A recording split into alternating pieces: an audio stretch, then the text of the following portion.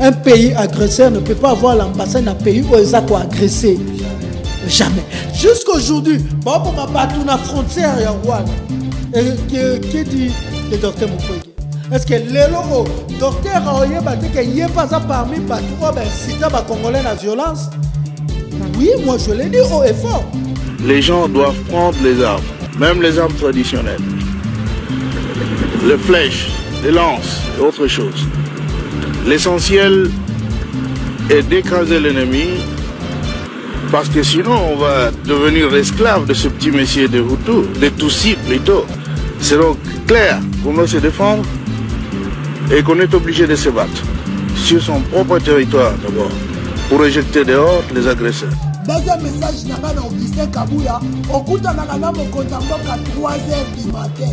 Chaque jour, Zambasala, Moko Sakae, Olingi Eke, Misala ba combattant, Oteka et Mona Bashikina, Misala ba combattant, Otaba Nekinayo, mais ba combattant ba so souffrir. Président de la République, Yokamela et Sentinelle, Misala ba combattant, les Alakato Augustin Kabouya, foin. Il n'y a pas une guerre entre les populations rwandaises et les populations congolaises. C'est le gouvernement rwandais qui nous mène à nous, le peuple congolais, le gouvernement congolais, la guerre. Quand on dit plusieurs Congolais, la communauté internationale garde silence. Mais quand c'est 2 Rwandais ou 3 Rwandais qui sont tués, la communauté internationale en parle.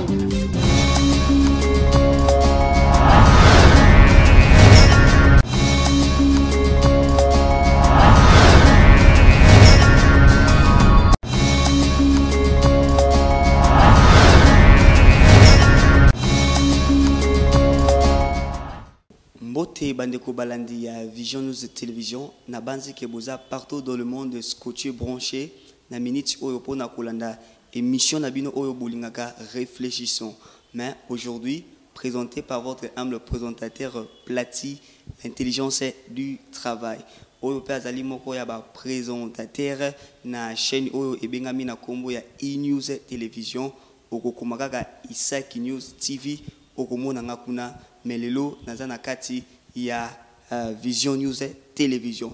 Lelo toko beta masolo na o Italie makambu docteur Mukwege o alobaki et sali rage vraiment na niveau donc sur le plan médiatique et lobami na ndenge moko ya kosakana te toye biango biso bonso oyo prix Nobel de la paix kaka moko tozakana na Congo a lobby sur réplique ya peuple na oyo aza kosala ngo vis-à-vis ya ba Rwandais lelo toko solango na Trésor King na bandi ke beaucoup découvrir nde ebele na kacha masolo ye wana déjà zali na mopanzi na nga soki tokoki ko fongola masolo. Bonjour Trésor King.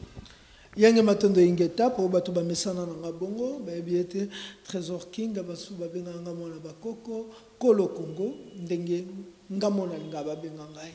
Merci beaucoup Bandeko Balandi ya Vision News de Télévision. Mais ya moto bana masolo na kolingana nutola nana nu image wana vidéo ya docteur Mukwege oyo en fait déclaration na oyo asalaki na peuple congolais na revendication na bango ndenge ba se décida ki ko sala vis-à-vis ya ba Rwandais si matokozonga na masolo. Anisi likambo kote libiso likama otozana kati nango.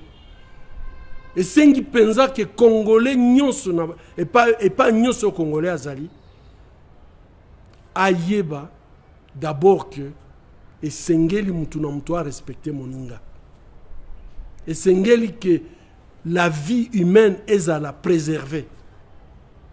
Soki to bandi makambo ba tramotina ndenge na moni yango na ba vidéo ngana lingi na loba boyoka ngai muto akosi bino ke bozwa ba machette bo banda contrôler ba voiture na Kinshasa bo banda contrôler ba faciès ya bato muto akosi bino aza ennemi ya Congo boye ba libela ke muto ya bisa kimino ke bozwa ba tramotina yepe aza na complicité na sengi bino pardon botika koloba makambo ezanga tina na ba réseaux sociaux ba vidéo ya ba violence botika ngo ekola biso kaka nde violence soki moto abimeli moninga na tramotina tozana bakonzo bako pikisa ngo te aiza pasi na motema penza ngana kanisi na moment ya agression à Rwanda soki par exemple balingi ba exprimer colère na bango bako sala ngo mais ezala pacifique bako sala marche pacifique ba finga mutute ba nyokola mutute makambo kozwa ba tramotina ezala te bako senga ke mabele abakoko na biso ezala respecter na mutu nyonso mais baba na makambo ya kofinga batu konyokola baninga ko zwa batramotina wana bo bazotala ba vidéo bazokanisa ke donc vraiment ba congolais mayele zakate po wana eza je ya ba ennemi na biso pardon botika makambo wana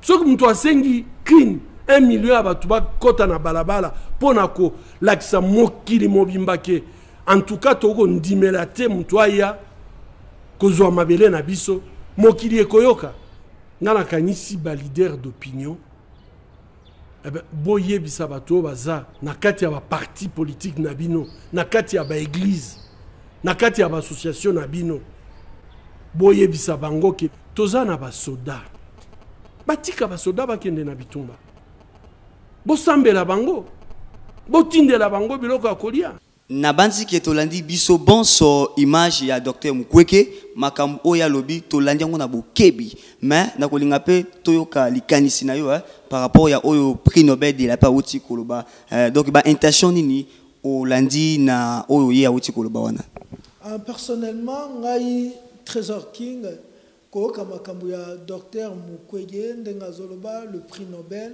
Moi, je pense que le roi Bapenga est prix Nobel de la paix. Lui, il pense faire la promotion de la paix. Il y a Zolinga à sa promotion de la paix pour Bapenga prix Nobel de la paix. Et il peut dire que des choses comme la paix. Mais au-delà, il y a moi, je pense, Nani Kabila ou Amandefo Avakende, il nous a dit quelque chose. Si tu n'as pas quelque chose à dire, il faut se taire. Il y a une meilleure façon, il y a quoi? Sunga Batu eza le silence. Je condamne Dr Mukwege une autre part, mais Koto Mususu Tote non. Je le condamne pourquoi? Parce que Batu Bele parle de Trésor King. Aucune incitation à la haine. Non. Moi je ne suis pas là. Moi je pense que Biso Toyana Mokili Batu Batangi c'est Biso Mokili. Balobi était la voix du peuple, c'est la voix de Dieu. Oye lobi peuple yango nzamba senini a lobi. Au-delà nango lisu balobi, ce qui la voix du peuple était au-delà nango ngana kanisi, ce qui la voix du peuple c'est la voix de Dieu, c'est que l'agissement du peuple c'est aussi l'agissement de Dieu. C'est que les actions du peuple c'est aussi l'action de Dieu qu'on ne peut pas condamner. Quand on condamne, c'est qu'on condamne directement Dieu. Parce que le peuple wana bimi lelo yo bande ko musuba bi machette to bité na pesi machette mais machette kabona na mboko banda kala c'est vrai ça mais oui nana yebite ke bakangaka bougumestre moko ya commune ya Kalamu je pense que ya commune ya Kalamu c'est une bonne mémoire ya commune ya Pakala moi distribuer ba machette série mo wana na ba ani te kaka bakala te awa na époque Félix kaka bakala te awa je le dis bien série ba makambo machette bima même na palais du pape. Série à Jani Mabunda qui n'a pas vu ça. Ba machette bima. Ba machette et kawama na poma tete. Série batou, il y a une espèce bangi ba ça marche contre FCC. To bima to déplora to belela to bibo kende na poma tete et sika boye ba okabolela ba jeune na matete machette na mbongo nana kenda. Mutu mota kenda ka. Et banana bazui machette. Blobo kasi banana to bazui machette. Banzete. Neti na biso na matete banzete za ravomate to za la crise banzete. Machette ngo okatela ngoni. Ngo mona to ya kuluna et comme alisu makasi na matete. Mais moi j'avais dit botika matiti na mbume ko lanzela moko. Tango kokoka to longola mambuma ya malamu to longoli totiki mbumala mutolongoli matiti botika bana wana ba sentiment ya violence na ya patriotisme côté kolesika mo te kokoka sentiment patriotisme et komata, il y a violence et ça nini et quoi. Est-ce que vous condamnez ces enfants ou vous condamnez des machettes? Mais lui ce qui a condamné ba acte wana parce que azali muto a bengami ko kimia. Tango yike koti. Ce qui a bengami ko kimia me banda kala exposa ba makambu ya viol me Rwanda linga etika. Tango Rwanda etika kité. Ce peuple là, politicien ni na telemi ce peuple là na telemi. Personne. Nani kuta bina de mentir patu oyo ceux qui paraît bazaki na biloko ya UDPS Jean-Marc Kabunda obi baza patu ya UDPS te. Na ebité ceux qui avec permission notre Rolanda vidéo ya mutu moko ya UDPS. Ceux qui régis ali disponible bakoki ko tshela bisongo sima tozonga na masolo. Bonjour peuple congolais bisika nyoso bozwa mi bonsoir na bino oyo azozwa vidéo na pourquoi ton atongo yango na pesi bambote wana o eza Blaise Lumbu sentinelle de la République démocratique du Congo, ange du temple à UDPS, défenseur état des droits moumouana bitinda peuple congolais. Et là on a un peu sa message na ngana bi ke tamboli na ba réseaux sociaux. Et tamboli makasi secrétaire général Augustin Kabouya a démentir que bazaba militant UDPS c'est vrai. Bazaba militant UDPS ba militant UDPS ne biso. Na nous to marché te pona ko motiver FARDC. Mais ba oyo ba marché bazali batu ya Augustin Kabouya. Tellement ba benga ke général asali camp. Augustin Kabouya na limité et sika maman mokonzi. Pona kotambola asombeli bango teni apesi bango na machette. Partout ba komona biso bakata biso machette. Balandaka biso po tozolo ba vérité. Waneza ba civique ya Augustin Kabouya. Biloko wana ezo s'engager Augustin Kabouya et s'engager UDPS. Na banza lobiango bien eza batu ya Augustin Kabouya lati bango bateni ya UDPS. Basibi machette. Mais baza batu ya UDPS te baza batu ya Augustin Kabouya. Oya tindaka bango ba luka bato bazo telema pona misala ya ba combattant ya tindaka bango ba luka bango ba kotela bango na bandako. Wana eza déjà premier message. Deuxième message nanga na Augustin Kabouya okuta nanga na mokonza mboka 3h du matin. Chaque jour zamba sala mokosa kae olingi ete misala ba combattant oteka yango na ba shekina. Misala ba combattant otia baleki na yo mais ba combattant bazo souffrir. Président de la République Yokambela sentinelle misala ba combattant ezalaka te Augustin Kabouya foin na foin. Mais Moutabo et Torotikete il faut longwa tike la biso parti. Merci Oza Blaise Lumbu merci. Touti kolanda Blaise Lumbu ndenga uti kolobake batu o nyoso ba telemaki na ba machette wana donc bazali batu ya nini te ya UDPS te ba oyo bazaki na ba effigie ya UDPS ba o bazaki na drapeau ya UDPS baza batu UDPS te Olandi baza batu ya Augustin Kabouya. C'est que lelo soki ndeko Blaise alobiango waza combattant na kati ya UDPS c'est que il sait que les dirigeants de l'UDPS aussi sont capables de partager les batu ba machette pour ba boma ba congolais. Tout le vérité. Moi, j'utilise que Kamaloba Bato. Si tango bato ya UDPS ba partager machette pour baboma ba congolais et que na minute oyo bato wana basali yango na patriotisme ba bito défendre mboka na biso parce que l'article 63 de la Constitution tout congolais a le droit de défendre son pays contre une attaque extérieure. Expliquez que nous défendre Mboka. Les autres peuvent défendre Mboka na Boka na Maloba.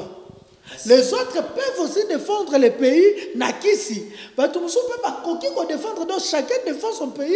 Ne l'on ça la judoka ko défendre le pays na judo et beaucoup nous défendre le pays na. To boité ba imboka ba simba ki ba machette ba telemaki biso bason to monaki. Siko na ba agression wana. Peut-être que ba congolais misus pe ba kokibe kokinde ba sacrifice vivant ya ofele kakabwe. Est-ce que ba ko identifier penda malamu ke oyaza congolais oyaza rwandais parce que parmi ba obazo kanga iza na ba misube bala ko déclarer naza rwandais te naza omona ba salika mabe siko soki ya solo vraiment azaki congolais.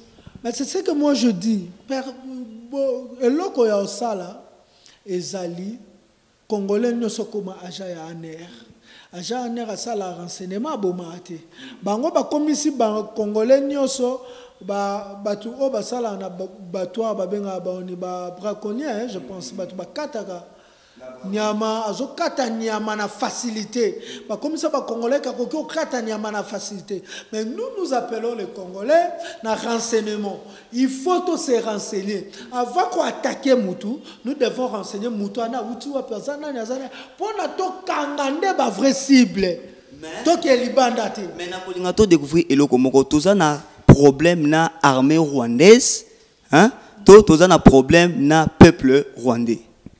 Si on a quatre armées rwandaises, baza peuple, to baza batumusu. C'est toujours le peuple. Na bongisa motuna na ngai, na bongisa motuna na ngai. Motuna moko oyo na ota ko mona dernièrement ba politicien ba bi bo tembe na jeté et il y a pas de problème entre le peuple rwandais et le peuple congolais. Ceux qui batindeli biso ba infiltrer abaza ba peuple ni. Ba infiltrer o ba koya abaza ba peuple ni. Rwandais te.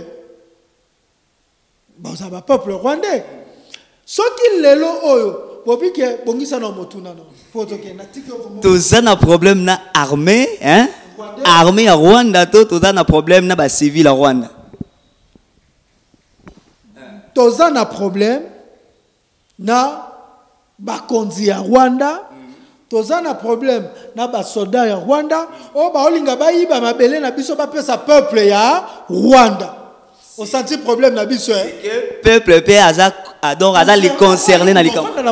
C'est que soldat muto yo fanda na mabele yango ka yemoko. Peuple mutu civil muto yo fanda na mabele yango. Mais ce qui peuple baza donc exclu na makambo yango. Alors pourquoi pas ba o bazo kamba mboka na biso awa toujours déranger bango te. Na armée bazali, na assemblée bazali, na ba poste minier na mboko bazali. Yango siko tobi ba konti baza na volonté de dénoncer bango. Tokomi na bi mutu nyonso akoma aja ya aner et si kozali renseignement soko moni mutu moko keba tangela peuple kombone. Moi je pense que ce n'est pas nous peuple ndé au peuple au sala c'est noble, c'est la souveraineté appartient au peuple à lobi bo respecter au peuple à lingi bino bo respecter. Le peuple ne veut pas les accords RDC le Rwanda, il faut le respecter.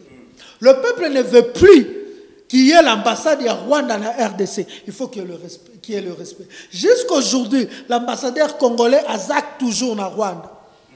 Jusqu'aujourd'hui, babo mabatu na frontière ya Rwanda. Et qui dit le docteur Mukwege? Est-ce que lelo docteur oyeba te que yepa parmi batu o ben cita ba congolais na violence? Oui, moi je l'ai dit haut et fort. Le docteur Mukwege est parmi les gens qui ben cité ba congolais na vengeance parce que tant oye obimisa ba vidéo ba violer ban. Moi je me souviens une fois obeta lisolo bébé moko ya ba moi azakite muninga na ya obi bébé mo ya ba moi tomoni appareil na ye ya bo moi si donc et eloko na ye ya bo moi si ba baby si yango. Docteur Atouni, moi na oya salini pour améritango. O biso bato yo ko pesa bisoni. Douceur, amour, yaba rwandais. Mais lui aussi il est là dedans. Quand tu fais des conférences, il faut assumer ma kambosa ba conférence. Le peuple est là, baby, que le docteur Mukwege a exposé ce que le Congolais fait à nos mamans, ce qu'ils font à nos enfants. Et comment le docteur Mukwege peut sortir aujourd'hui et d'un coup changer ses paroles? Changer ce qu'il a cherché. Peut-être que donc à ça là on a sens qu'il y a qu'on transmettre information pour que le peuple aille ce qui se passe là-bas. C'est que j'ai compris que le docteur Mukwege azaka ndenge mona batu oyo azozela kaka mundele salela ngai. Mundele monite ba violer mutu. Mundele monite mwana batu a bébé ba violer. Non azozela intervention. Le docteur Mukwege kenda ko exposer ba mindele mais tu sais bino eza na génération moko oye ko zela mundele ta salela bango bako décider te pe bako décider te pour moto atindi bango bako décider pour batelemi. Donc moi je pense moto atindi bango nous n'encourageons pas la violence mais devant la violence que devons-nous faire? Qui peut rester calme? Lui qui peut s'entourer fait du silence quand il voit ses frères maltraités. Quand il voit ses frères Bazoko se retrouver tués, coupés en morceaux, tués, maltraités, coupés en morceaux, violés. Qui peut garder silence?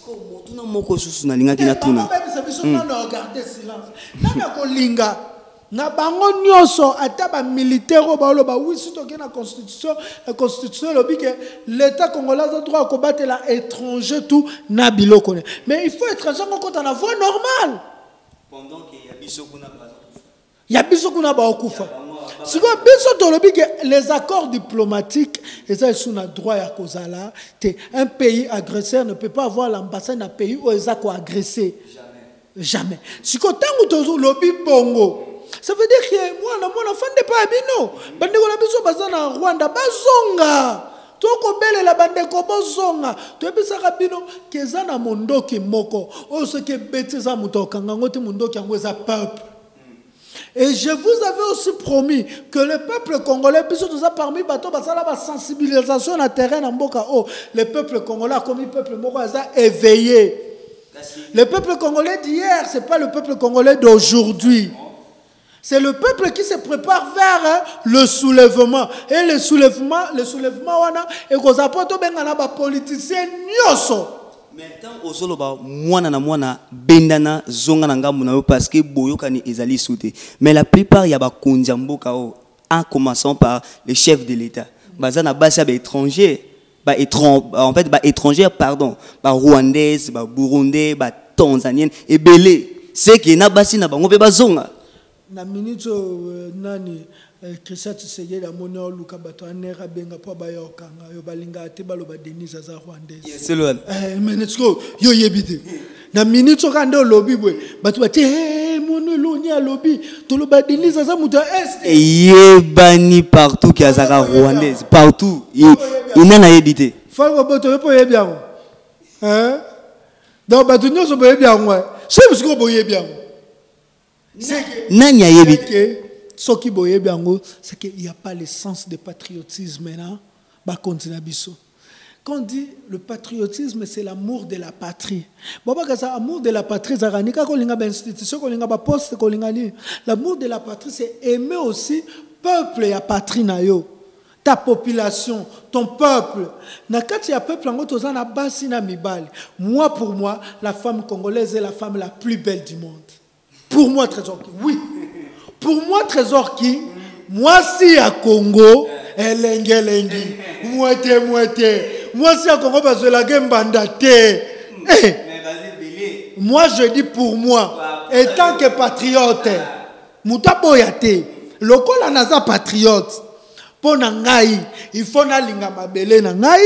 Ndeko na ngai ya mwasi o lobi na benga ki e mama na ngai tangu na komi kokola na bengi ndeko na ngai o lelo na oko benga e mwana ngai lobi na benga ki e mama na ngai Neli tangu na kokola na bengi ndeko na ngai Sylvina Richette lelo na oko benga mwana ngai Precia la grande valeur pour na benga mwana ngai la grande valeur ya bisa keta ngebungebu basi ya Congo elenge roza congolaise elenge roza na mipali lokwa biso obalinga ka ba congolais.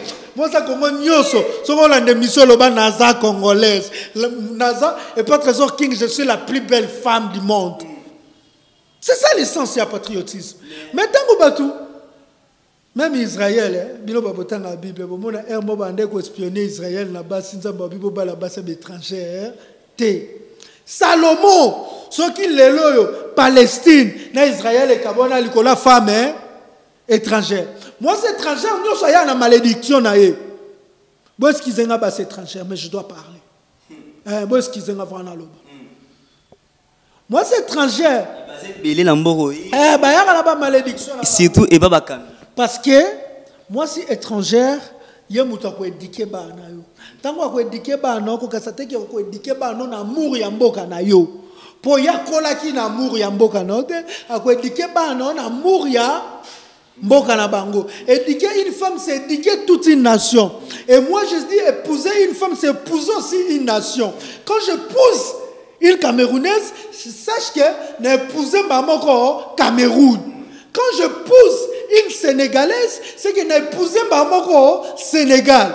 Quand j'épouse une Rwandaise, c'est qu'elle épousait maman au Rwanda. Moi, c'est ce que j'ai éduqué une femme, c'est éduquer toute une nation. Épouser aussi une femme, c'est épouser une nation. Ce qui n'a comprendre malamu, c'est que bah continuons sur bazana basi ba étrangère, baza ba vrai patriote. Mais je l'ai dit haut et fort. Parce que ce qui le loi commis mon continent mboko et sengela tongela bane bandaku na mboka ya mwasi na ye na mboka na yo mona to kabola bomengo mboka biso to tsopola bomengo Congo yo bandi il faut que otongela bana yo neti ndongolo ba Félix Antoine Tshisekedi c'est que faut que otongela bana na Rwanda atonga pe na Congo siko akobanga guerre kota na Rwanda po ndako atongela za nini e bukana neti kulutu Martin Fayou il faut tomba ndaku na Cameroun atongela bana ndaku na Cameroun atongela bango pe na Congo siko lelo oyo akobanga losembo neko zake etumbe kota na Cameroun te ata Congo ekobunda na Cameroun tozo atalikanisi wana te po bana na ye bakoko ya bana na ye bakozwa problème okomona ke moto kozala liso à l'aise te pona ebike soki lelo oyo mboka ya bana ngai kimia zate bana nga bazana kimia te mwana nini ofanda yoki ke no mama leki na yaza na pasa kangi maboko mwana nini okufanda koyoka ke noko na yaza na pasa kangi maboko mwana nini akoyoka ke koko na yaza na pasa kangi maboko akosenga to mema yango na yebisa bino to koma na niveau Panthéon ozumbongo wa Congo oki otongelaka na mboka ya mwasi na okufi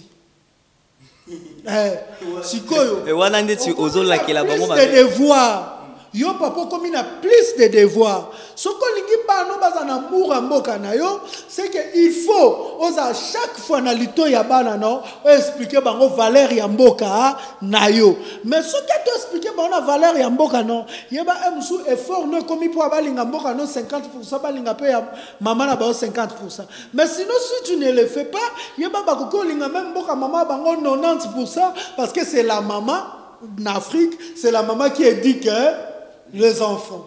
Donc, c'est la danger. Si on appelle la Congo, il y a un biso il faut se préparer. Dans un régime, il y a un ya.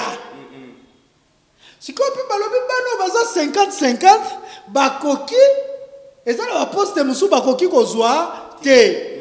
Oh, bango pe ba politicien bakomi kobunda pona lobi batike la bana bango mboka oyo. Basa batu ya valeur. De qu'on a comprendre au moins combo tous en on avenir nga siko na linga tena tiki ya bana nga komba non linga la tiki ya bana nga bolingo ya bango na bandeko na bango c'est pour cela je vous aime les femmes congolaises. Les femmes congolaises, Trésor King vous aime. Si aujourd'hui on me pose la question de savoir qui est la plus belle femme du monde, moi Trésor King je dirais avec fierté que la plus belle femme du monde c'est la femme congolaise. Parce que vous êtes des femmes d'un corps. Merci. Vous êtes des léopards, des femmes léopards. Vous êtes des femmes qui ont le pouvoir. Vous êtes des femmes qui ont la richesse. Ah, moi c'est à Congo. Oui, il y a des gens ozo tukisa mitema ya ba autorité nyoso babala ba étranger. Bon bazaka ba autorité te na bandeko babala ba étranger bobi ita Trésor King koto aki osimba ita Trésor King ko osimba na batata leki nango babala ba étranger. Na batata leki nango babala ba étranger na ba noko ngapela za batata leki babala ba étranger. Na ba noko nango babala ba étranger ngapela za kana bango. Moteme zo babila bango. Pour ba moi no so azu pouvoir c'est que amuso ata mama leki na okota sous Congo te. Mais Kolinga tolanda pe extrêmement ko ya vidéo ya ministre ya intérieur parce que yepé alobela ki makambo en tout cas ba te belé ba lobela on sur le plan médiatique tolanda na noyé sima to kozonga na bilili pour que nous puissions apporter tout notre soutien dans toute sa diversité à nos forces armées et à la police nationale congolaise ainsi qu'à tous les services de renseignement de faire face et d'évacuer les Rwandais et le M23 de notre territoire.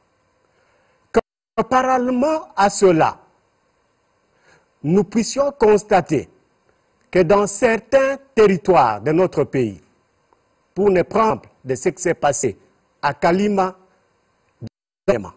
où un citoyen, semble-t-il, congolais d'origine, a été prise par la population, lynché, conduit à la mort. À Kinshasa, vous avez aussi vu qu'un groupe de citoyens, un groupe de jeunes gens s'est permis de circuler dans certains quartiers de notre ville, se disant à la recherche des Rwandais. Que nous nous posons la question de savoir s'il y a une guerre entre les populations rwandaises et les populations congolaises. Il n'y a pas une guerre entre les populations rwandaises et les populations congolaises. C'est le gouvernement rwandais qui nous mène à nous, le peuple congolais, le gouvernement congolais, la guerre. Et donc, les citoyens congolais n'ont pas à se permettre de tomber dans les pièges nous tendus par Kagame et ses collaborateurs. Il faut l'appeler ainsi. Ils veulent faire quoi? Ils veulent faire voir au monde que oui, même si le Congo nous accuse d'avoir fait ceci ou cela sur son territoire, mais voilà, les Congolais ne veulent pas de Tutsis, parce qu'il faut le dire clairement. Et tomber dans ce piège en faisant ce que les autres sont tentés de faire. C'est comme ça que, au nom du gouvernement de la République, Touti kolanda ministre ya intérieur makambo uti koloba c'est que ndenge o condamné docteur Mukwege c'est que na yepé o condamné. Non, le problème est ça ni ndeko na ngai. Na clôturer non na makambo basi. Na koyebisa ba congolais nyonso po na kanga porte wana ezali bolingo, il faut pas que bolingo ait dominé patriotisme na biso. Patriotisme na biso est dominé bolingo. Et ça le quoi une fois mon papa m'a dit Trésor King, tu dois aimer avec la tête, il faut pas aimer avec le cœur. Les gens qui aiment avec le cœur, ce sont les gens qui n'ont pas le sens de la personne. Aiment avec la tête, non avec le cœur. Parce que so lingina motema o calculer le so elote. Il voulait dire quoi? Qu'est-ce qu'il voulait dire? Donc ça veut dire que tant qu'on a réfléchir, kanisa, et un jour il m'a encore dit, Trésor King, si tu ne sais pas pourquoi tu aimes, tu ne sauras jamais pourquoi tu aimes la fille que tu as choisie. Donc dans la vie, il faut chercher à comprendre d'abord de toi-même pourquoi tu aimes. Et à la fin, tu sauras pourquoi tu aimes la fille que tu as choisie. Donc ça veut dire quoi? Pourquoi na linga ke komi da mutu? Pourquoi na linga? Pourquoi na lingi fille oyo? Lobby yangana mwasu ekozandeni. Ça veut dire na linga isu na mutema tena komo linga na mutu. Et le patriotisme, l'amour du pays, yango mutekanga bolingo nyoso na mutema. Nga linga même nzambe pona bolingo ya Congo. Et j'aime le Congo pour l'amour de Dieu. Vous comprenez? Na lingi nzambe pona bolingo ya Congo, na lingi Congo pona bolingo ya nzambe. Donc s'il n'y a plus le Congo, je ne vais pas aimer Dieu. Je l'ai dit au effort. Ah, s'il n'y a plus le Congo, je ne veux plus aimer Dieu. Alors, parce que je lui dirais, Nzambe, au Pesenga Congo, Oyo, na Senga Kyote, Komo Botolangango. C'est pour cela, moi, je me bats nuit et jour pour Congo Oyezala Kaka. Pour na lingaka pekaka Nzambe. Si ko so na lingi Nzambe pour na bolingo Congo, Nzambe ku mokeli nanga. Pe na lingi Congo pour na bolingo Nzambe. E bongo moi si na olinge pour ani. À part Congo pendant yo okolinga Nzambe. Oh, ce Congo est lisouté parce que non il y a ta Congo. Mais nana permettre yo ozala, nana permettre yo ozala na Congo. Nuance on sala. Donc j'aime Dieu pour l'amour du Congo et j'aime le Congo pour l'amour de Dieu. Il faut qu'on comprenne nuance en autre. Donc ça veut dire ce qui est là comme on a bango mi balezate, bolingo nanga betami libaku. Parce que pour na linganzambe bien, il faut na mona Congo no binzambo za bolingo. Tala Congo au pesingai. Eh Nzambe, tala mwasi ya Congo. Eh Nzambe ta mobali ya Congo. Eh Nzambe tala léopard à Congo, l'équipe à léopard nyonso. Eh Nzambe tala crapier au pesa Congo. Oh mon, j'aime Dieu. Je prends le temps d'adorer Dieu. Mais ce qui est Congo, moi, zate. Non bien Nzambe tando Amérique. moi c'est pour les Américains. C'est ce que Congo exact, c'est que olinga ki pe oza na esika oyo olinga oza. Nalinga pe na linga nzambe pour esika wana. Mais le quoi lelo na za pour Congo, yo na linga nzambe pour la Congo. C'est comme ça que nzambe kutu mokeli na linga ke pour la Congo. Pe na linga Congo pour na yebo mwasi ya mokili. J'aime ma femme pour le Congo et j'aime le Congo pour ma femme. Parce que je sais que ce Congo je vais léguer à ma femme. Et je sais que cette femme tout c'est lié na Congo. Et tout ce qui est de cette femme vient du Congo. S'il y a une terre que Dieu a ça cette femme, si Dieu a créé la femme, la côte, c'est qu'il a créé la côte, na mouton, na sama na mabele ya nini, ya Congo, c'est que chaque peuple a créé na mabele en Mbokane. Ce qu'on a ministre, tant que tu vas défendre, moi je demande au ministre, à tous les gens, tout sans ardité, il y a la puissance ya mai.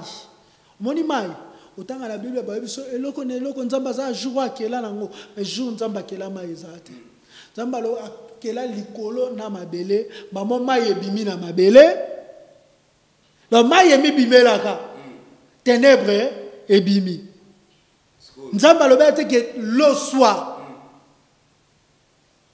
et l'eau fi non avec que mai ezala mai pe ebimité mais mai ekele amakito babi mabele zala mai pesa nini ebimi ténèbres pas ebimi s'il vous plaît chiko peuple azalo roi mai au même temps to comparer na mai et ça que mai lo kwa yoka nzambete azelate nzamba benga ke mai soit ndenge peuple pe azelate ni ministre ni mutu mwa ba benga mais ça quand est orienté peuple c'est ça peuple li chete au simba eloko simba défendre ndemboka na yo ko simba ngote pour détruire et là comment eko créer les biso mboka na problème yango comme on a Musée Laurent Désiré Kabila nous a dit Montonioso a simba arme traditionnelle. Moi je dirais qu'aujourd'hui le peuple a mis seulement à jour au Musée Laurent Désiré Kabila lobaki nako lingana nuto mekana nukolanda na bilili au Musée Laurent Désiré Kabila à lobaki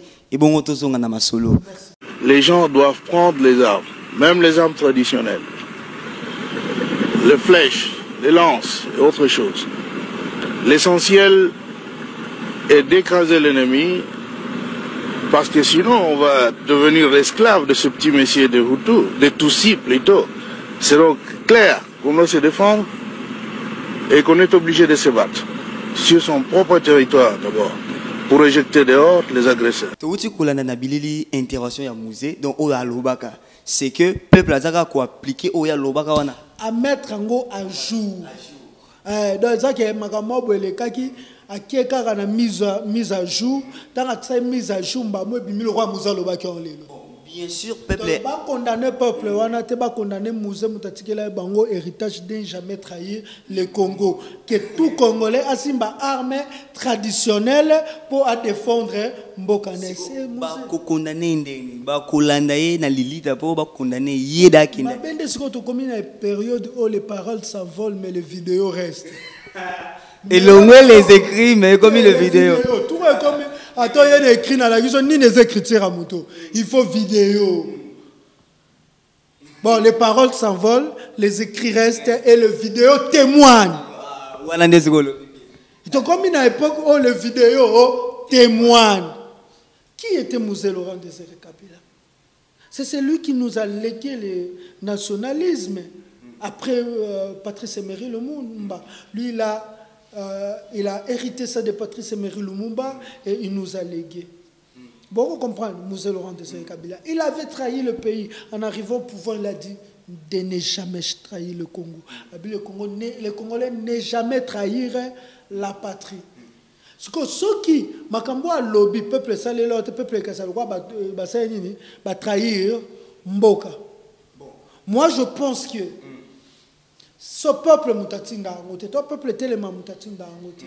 Ce qui peuple télémi, et l'autre c'est un cas orienté peuple. Et ça, le cas c'est le long maille côté l'onanda ko lukato kanga po ko déborder, luka orienté maille. C'est une façon seulement de peuple à télémi. Amusu bebi saba ah le côté télémi na lichette, côté malisu na lichette, c'était télémané loko boye pour défendre Mboka na yo. pour peuple mon aza minduki te ayoki beko ba voice moko bo circuler que ba Rwandais ba bombali na bandako baza minduki peuple soko mona soka bimi sans arme ba koki pe ko bomba ya zonga ndaku te il faut utiliser une arme ou une arme blanche. Non, côté la peuple. Mais à taper dans côté du peuple, c'est que dans côté l'inzambe. Pour la voix du peuple, c'est la voix de Dieu. Et l'action du peuple, c'est l'action de Dieu. C'est que dans côté l'inzambe. Hein? C'est que dans côté l'inzambe, c'est dans côté du peuple. Mais dans côté le misala, c'est ce qui est amabe. Parce que le colo ya misala, mutu pas ko ba ki sa sentiment na ye. Akoki pe ko boma, mutu moko bo azaki ne Rwandais te.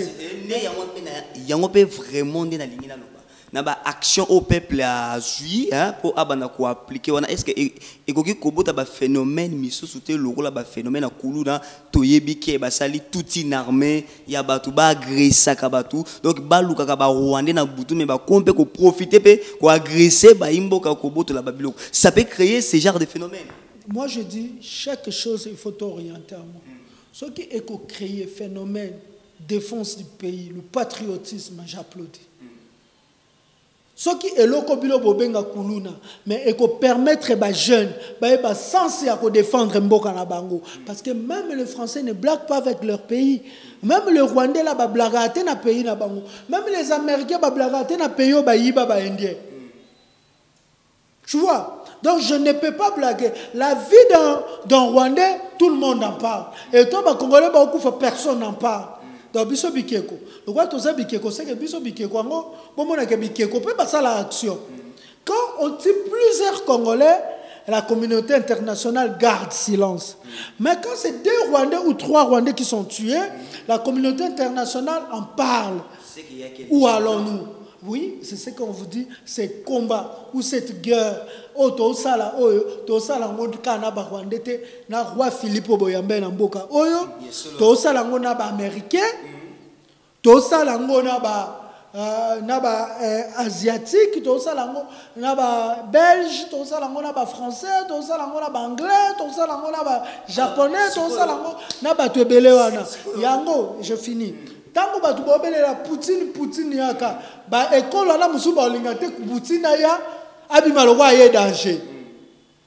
C'est pas Poutine okenda comme fort na armée. Yango faut s'organiser biso la biso. Musuba jeune na bazata poso okenda armée mutu na mutu bate akoma soda mais na quartier wazali. Ayebela Rwandais. Mais bon c'est la ngo ba mona ngoto. Et pas ça ni. Mais c'est pas machette parce qu'il y a pour défendre Mboka et Zali. Mais je n'encourage pas Artoana. Je fais que condamner avec le patriotisme. Non condamner avec le christianisme. Mais je condamne avec le patriotisme, avec le nationalisme. Le nationalisme, je dis, si c'est pour l'intérêt de la nation, j'applaudis. Si c'est pour l'intérêt du pays, j'applaudis. Mais si c'est pour les intérêts des individus, je dis non. Parce que pour moi, c'est le pays qui compte, c'est la nation qui compte. Alors pourquoi Ngumba Nyosona Outi Kotanga Bazana Sima Rwanda? Pourquoi? Parce qu'ils savent bien que le Congo, ceux qui battent le Congo, le Congo, surtout il y a Est, comme na armée, ceux qui battent l'institution à Congo, qui sa descendance na bango, parce qu'aujourd'hui il faut qu'on se le dise. Ce qui G26, c'est que le Congo est pour réserve. Il y a un monde poumon. Donc ça veut dire que Congo na banzete ba pays étranger ba respirer mon peuple Congo. Donc quoi ba respirer mon peuple Congo o ba bazakuna pour ba sauver bana na bango, il faut ba komatina ba institution. Il faut ba toton otoza ba congolais to zalaté. Basa ande basale en Angleterre et en Amérique plutôt. Toi bah comme en Amérique bah comprendre que l'Amérique devait nourrir l'Europe. Pour l'Amérique nourrir l'Europe, que descendance na bango a sauvé l'Anzala, il faut que les autochtones et Amérique basate, les Indiens basate, bah kotisisco chasse aux Indiens. Et ça le quoi biso. Bah on ba bomangana yo pour ba sauver ba génération future na bango. Baolinga babo mangana yo po basa bakoma ba danger na ba minduki na ba bangisa baninga mususu. Nzambe akopesa bangunzela. Nzambe n'agit jamais sans la volonté humaine. Tata Mokeli. il n'agit jamais sans la volonté humaine. Pour que le Dieu, le créateur, le Père créateur agisse, il faut que la volonté humaine soit appliquée. Donc, état l'ensemble était état l'endebiso. Mais trésor qui pendant que Mbok ezali na ba yungu kaka ndenge tozolo ba mais les 30 jours à toyer bien biso bon so que wenge musique 4x4 akoyindisa na stade de martyr. Biso toza na manifestation na triomphale. Tobengisi congolais nyoso. Bimana ndana bino les 30 jours ko fanda anda côté. Pour les 30 juin wana et là jour au photo kanisa bato ba pesa ki bo jeunesse na bango ça parce que la plupart ya bato ba kenda na est c'était des jeunes. Bato ba pesa ki jeunesse na bango pona Congo. Il faut to kanisa ba fimbu o bandeko bazwa. Il faut to kanisa ba boloko bandeko basala et puis et qu'on permettre biso toyeba indépendance entre ça les lango nini. Le jour pour jour toza ba 60e année. Il y a un anniversaire et il y a indépendance plutôt. Il y a anniversaire, il y a indépendance. To bénéficier na nini. Nini oyo batuana babunda qui réellement pour na biso toza nango. Babunda qui pour économie ya Congo tika ya ba Congolais. Babunda pour kita ya Congo za ya ba Congolais. Babunda qui pour mon étranger aya ko diriger Congolais. Mais lelo, eza même guerre auto M23 na biso ba obunda. Et plutôt ba FARDC la biso ba obunda contre ba M23 eza guerre oyo étranger ya kolobate eza guerre oyo kita ya Congo kendete. Moi je pense qu'ils ali journée à réflexion total ba papa nzala total yango lokola tonga to organiser ba conférence banito moi que soit organiser ba conférence face à distraction na face il y a ezali réflexion congolais choisi distraction c'est que photo qui est distraction ça n'a pas mégaphone. Donc, chaque Congolais bimana nda kuno manifestation triomphale.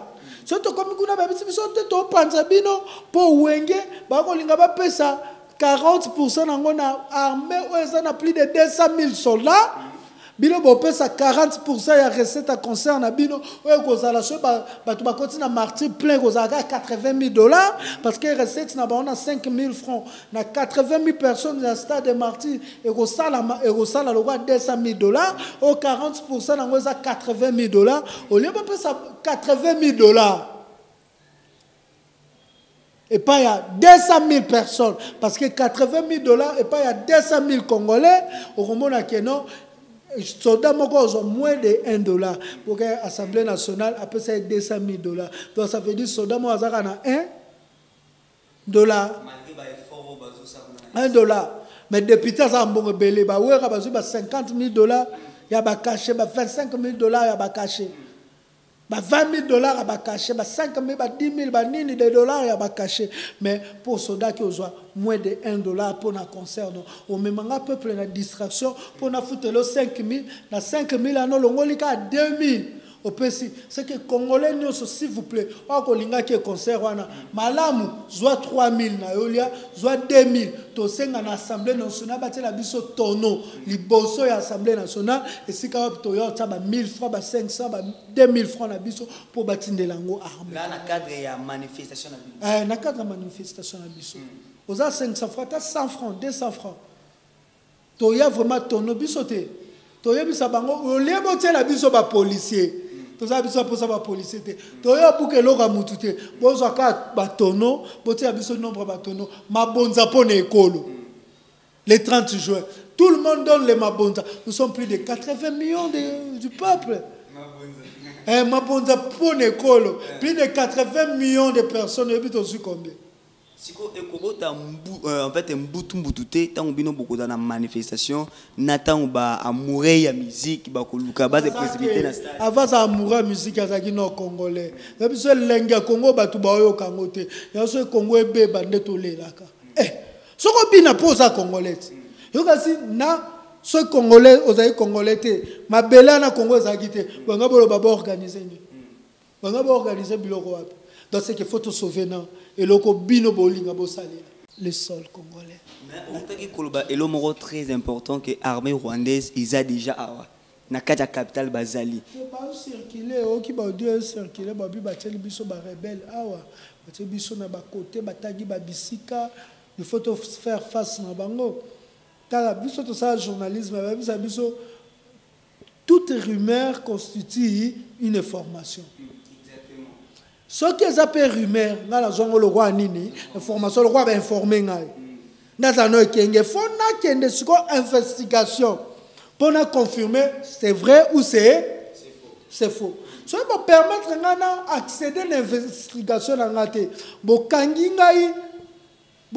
investigation, c'est que comme vrai.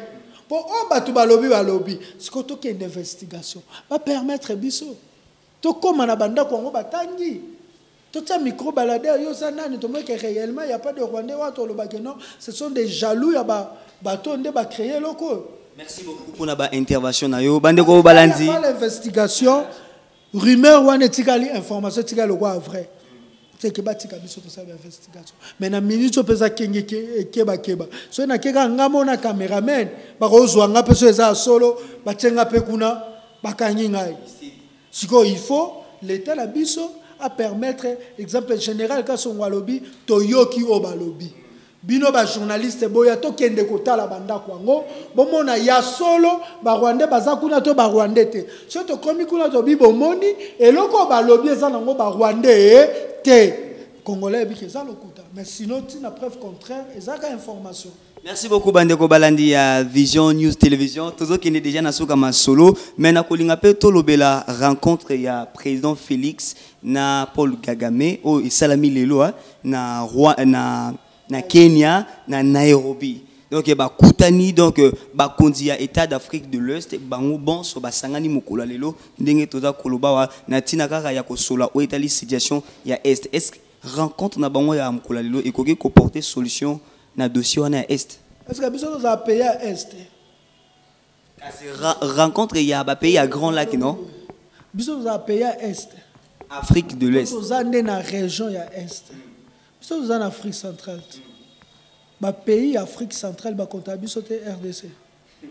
C'est tout la vérité. Parce que nous avons dévié situation na biso sika toza situé. Hein de gonanga. Toza pays Afrique centrale. Toza pays Afrique de l'Est était. Ils ont pays à Grand Lac. Ba pays à Grand Lac, ils ont pays Afrique de l'Est était. Ils ont pays où ils ont na lac. Mais biso ils ont région mokonde na kata pays na biso ils na Est. Et quand c'est le président du Congo. Et biso otolo bato fandi na Est était na minito. Toza na centre. Il faut que les Batouba comprennent. Tout ça, les lots, pour avoir avantage à pays à Est. Parce que presque tout le pays à Est est à Congo. Presque. Parce que tant que n'est pas envié, bateau à Congo. Bokasina au côté de la Paul Kagame. Bokasina au côté de la Bango. Boko kuta batuto boko kuta la bango bato ba kenita soki bango nyoso wana ba Museveni banani bango to ba via Congo ba ko sala ka makambu po ba Kagame welela ni biso po photo welela nini. Et surtout to sala kana organisation ngote to yende ko donc komi kotisa ya kokota to kuti bango bonso. Kasi mabete ndeko na ngai taka yo moko milobi ke na za pays ya est que Congo o banda to banda otanga ngo za la pays ya est. Tout font la mise. C'est qu'endenge ozolo babongo malgré rencontre kalelo et comporter appui mon côté na dossier. Mon côté parce que ça des une association ya banvière ya Congo. Et Félix Antoine Tshisekedi moi je pense avant que kuna il fallait que notre testament et puis ça biso ba corps nini secret ou asala yena Kagame pour que qu'on zonga pe na bombo été. Oh, batu banvière Congo. Mais yo oh, batu banvière Congo. Pas qu'on saloper ma bête. Pour bakota maman na Congo. Il fallait atika testament. Les accords en boybo pandika amba moko. Peuple azaka ekenge. Em soupe ba ko zwanga pe kuna en otage. Peuple bon comprendre parce que il y a des accords secrets au-til le lobiso to éviter. Oh, il faut Félix Abisabiso pour éviter caméra zaki na Rwanda, ta ya pouvoir. Félix Abisabiso Paul Kagame mutu a contesté qui wazaki résultat de l'élection en 2018 ni ne sala lelo Paul Kagame nzima. Il faut ayer bisabiso ba vérité. Ce sont des choses qui sont cachées. Il faut faire ça toi c'est que des bisabiso M23 ou ekenda qui depuis tant Kabila ezongi pona nini. Sinon faut un fait na foi. Aki on dit merci. Acha ba avion félé. Ba Congolais boya to kende. To kiti vraiment ba ta mimbali ba okita. Pour mikolo zo simba lichette. Quand on a machette na biso to boma biso mutu te to telemika. To zela makamba ba solo. C'est aussi si to jouer to zongise parce que combo na minute to sauver na ye Félix faut comprendre. Na ye na descendance na ye malgré oyebi singa de age moi sina za rwandaise. Donc bazo welela ba ke ofandisa bana ba na Rwanda. Bon moi na bino na 50% ya descendance na yo. Pour 50% rwandais so attends to baby si Rwanda ba otika na Congo boyeba donc ti atoni wana sala nega lo yengeza kana ngoka po na Rwanda so kebite mwana na zadi ana mwasi ba bongisele na Rwanda atoni ana mama ne Rwandaise mutaponela mutu mwasi za na kitila biso mutapona mwasi ne mama c'est mama kenda na Rwanda déjà poneli mwasi komi nasuka ya magazine ya mokolo molelo atoni za 50-50 tant maman a ponné les mois c'est rwandaise. Tant on botte moi on a combien de pourcents? 25% congolais, 70%. Allez moi na a payé. Moi si a Tonia qui a ponné les sous rwandaises. Elle a combien de pourcents congolais? 7,5% congolais. On a tout tigali rwandais. Ba quel sous? Ba ponné les sous moi na moi si qui n'a souka mena kolinga opesa message moko fort pour na peuple na o Italie situation o ba telemaki ko luka ko agresser ba rwandais pour to clore émission. Peuple congolais ba bengi ozoba mingi na monde entier. Ba bengi o peuple mo zoba, peuple mo idiot, peuple mo alala, peuple moko o batu ba ko sakane dernièrement bo bipe ke ba bengi ozoba pour na roi Philippe. Nga lingi la kisa mokiliko za peuple azobate la kisa mokiliko réfléchissaka et je demande à toute personne oya omona que peuple congolais sa mabe pardon yaya na bonde libino na bolingwa tata nzambe na bolingwa kimbangu na bolingwa lumumba na bolingwa mulele na bolingo ya kasavubu na bolingwa kabila le père Kabila mandefu na kufite mwana lo babolingo nezate pa tapa kufi bolingo nezate na bolingo ya Etienne Tshisekedi wa kolabo na bolingo ya nangina ba ya Félix Antoine Tshisekedi seke na wa batu baloba ona yoka solaliwa na nzota president te batu ba yo lo ba bongo pamba so na bina bolingo ya Félix baloba oyoka solaliwa na nzota president donc na bolingo ya batu onyoso bakufa na bonde bino bo pekisaka peuple te me bo orienté peuple boka ça que so bo pekise peuple oyoka mais peuple orienté peut faire de bonnes choses pour la défense du Congo ce qui nyoso ba ça les pour la défense du Congo na la moni mabe wapi to que ça pour la défense du Congo te bo ça nini bo orienté bango on azaki na ngoya loba pona bino bandeko ba congolais yango wana bakolo Congo. Merci beaucoup. La fait boba la base à l'étranger. Tout ça patriotisme, il faut patriotisme dominer même le sentiment nabiso et dominer même l'envie matérielle nabiso, l'envie sexuelle nabiso.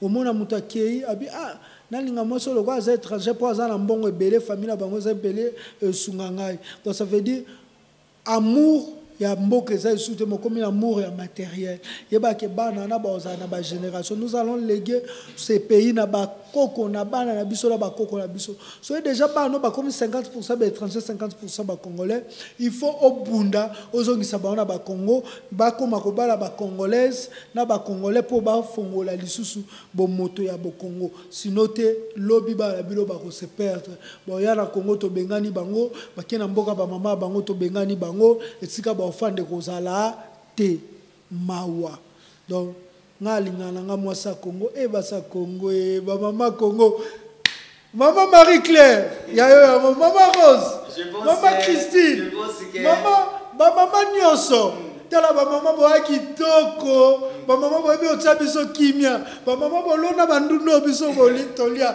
ba mama bo sala fufu abasi ya Congo boleki ba onyoso ponanga. Merci beaucoup, c'était Trésor King Kolo Congo bolandi na bokebi mingi. Ezalaki ngai wabino, je peux me présenter à nouveau. Plati, l'intelligence du travail. Tout ça, juste analyse moko ezali tolobeli ba réalité, hein. Donc makambo eza ko salema na minitio, hein. Kanda ba congolais.